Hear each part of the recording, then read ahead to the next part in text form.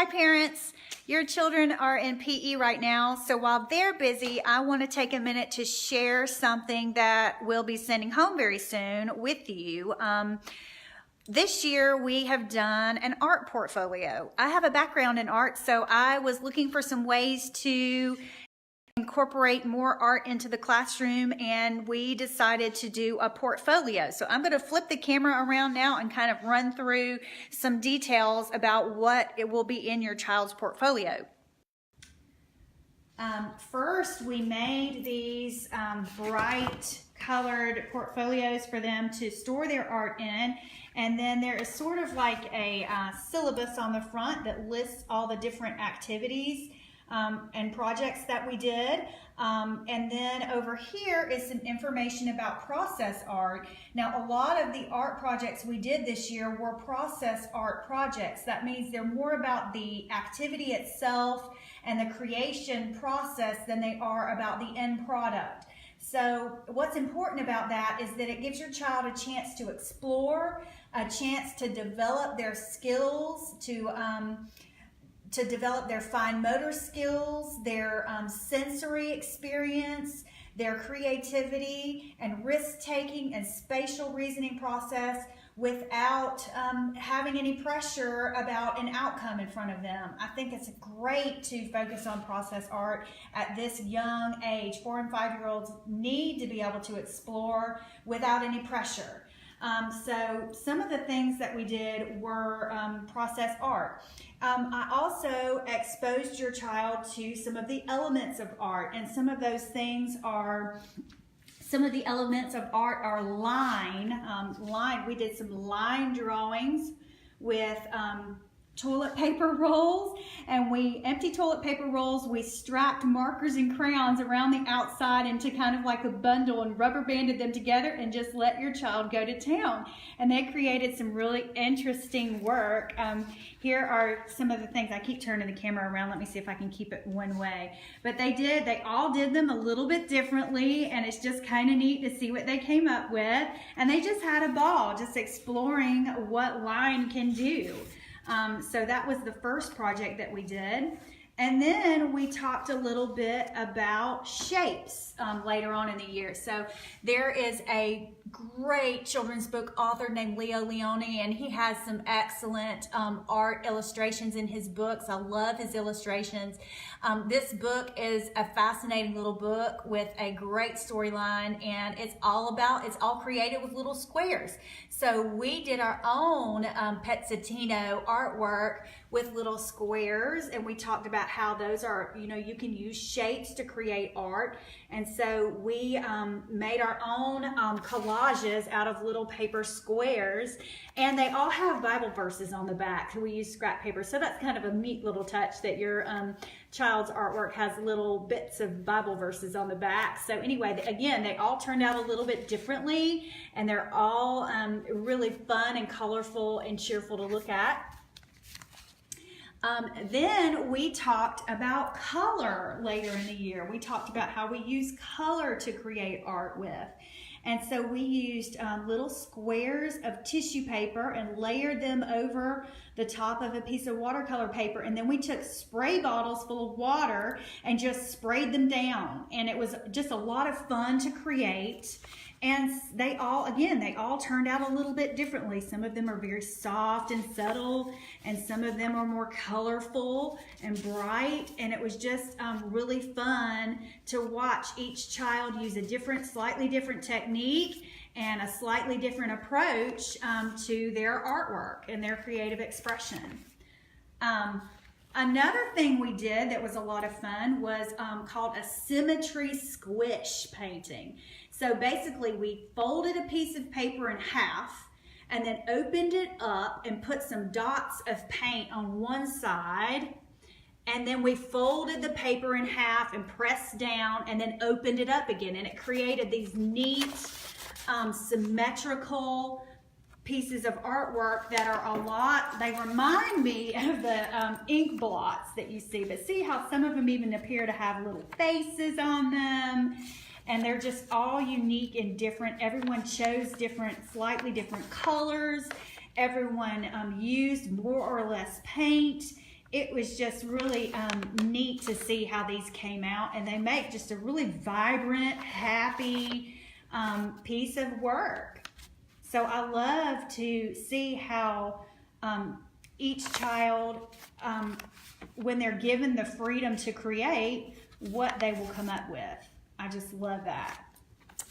So another time in the year, I like to use a children's book when I can to kind of tie it in with a concept of art or a famous artist. We talked about a couple famous artists this year, and one of them is named Kandinsky. And he created this work called Concentric Circles and Squares, which is kind of a play on how putting different colors together on top of putting them next to each other creates a vibrant effect. So this is his work that we talked about with the kids. And then we just kind of took the idea and we tried it out for ourselves. Using a collage. We did it with collage instead of paint, but we took squares and circles and we layered them, and then we read the book Elmer, which is about a patchwork elephant. It has a great little message and neat illustrations, but we kind of took it a step further and combined it with this inspiration from Kandinsky's Squares with Concentric Circles, and so now we have this really unique, fun elephant. Everybody is very proud of their elephant and how it's a little different from everyone else's, and they spent a good bit of time creating these, so I hope you enjoy them as much as we enjoyed creating them. Another book that I just love is called Ish by Peter H. Reynolds. It's about being unique and being happy with your own creation, your own form of expression, being happy with it however it comes out, not trying to seek perfection, and not trying to always depend on the opinion of others for how you feel about what you've created. It's put much better than I just put it. You should read the book yourself. But anyway, this little boy creates art and someone criticizes his art, and so he starts crumpling up his pieces of artwork and throwing them on the floor.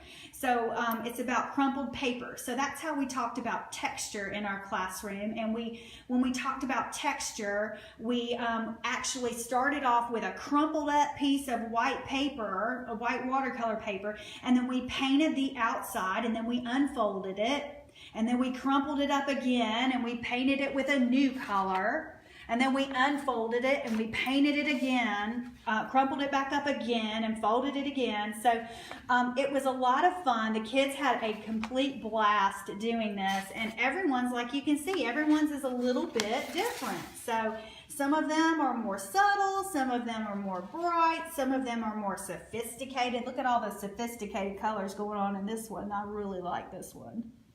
But anyway, you can see how unique they each are, and we got to explore what happens when you crumple up paper and paint it, the different kinds of things it does. It's just a great sensory activity for children.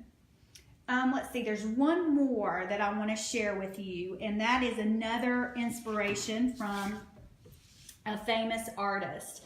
And this was our inspiration of splatter painting, the same way that Jackson Pollock did it. And we talked about how Jackson Pollock did not even use, his paintbrush never even touched his canvas or his paper.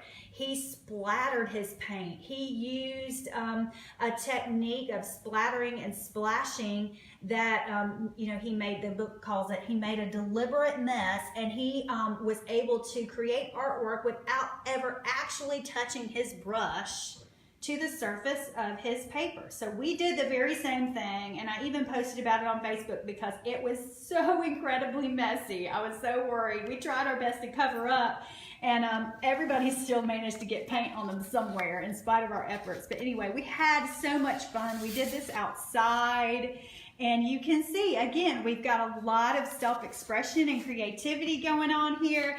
And everyone pretty much got the concept. They were able to splatter and splash and create their own piece of unique artwork without having their paintbrush touch the surface. So your child has learned that there are many different ways to be creative, many different ways to express themselves creatively with art. They don't have to, they can think outside the box. They don't have to touch the brush to the paper to create something interesting to look at.